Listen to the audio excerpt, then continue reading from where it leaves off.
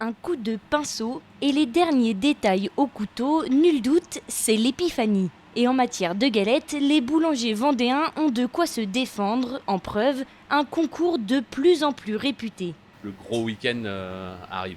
Il y a une dizaine d'années, on avait 5-6 qui sortaient du lot.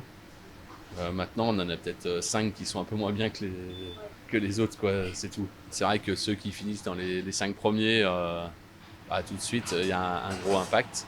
Exemple au Sable d'Olonne.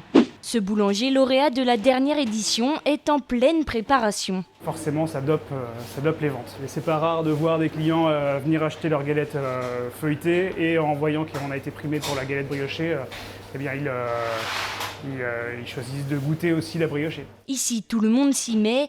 D'un bout à l'autre de l'atelier, ce vendredi, l'objectif, c'est d'avoir 600 galettes prêtes pour le week-end. Les pâtissiers vont plutôt s'occuper de tout ce qui est feuilletage. Et là-haut en pâtisserie, on les garnit et on les cuit. Et les boulangers s'occupent aussi de la galette briochée auquel on a été primé cette année. La voici d'ailleurs en pleine confection.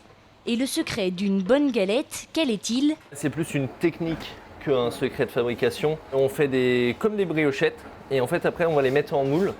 Et on va les mettre en moule par soit 4 personnes, 6 personnes ou 8 personnes. Et dans une des boules, faut pas oublier, on met la fève. Ne pas oublier la fève, mais ne pas oublier non plus de s'appliquer sur chacun des produits. Car une fois primé, il faut tenir sa réputation. L'avis des clients peut être assez différent selon chaque personne et c'est ça qui peut mettre un peu plus la pression. Et puis le client reviendra. Alors, faut pas souper au magasin, faut vraiment avoir un niveau d'exigence assez haut pour que ce soit cohérent avec le concours. Frangipane ou brioché, peu importe, la galette sera bien prête ce week-end.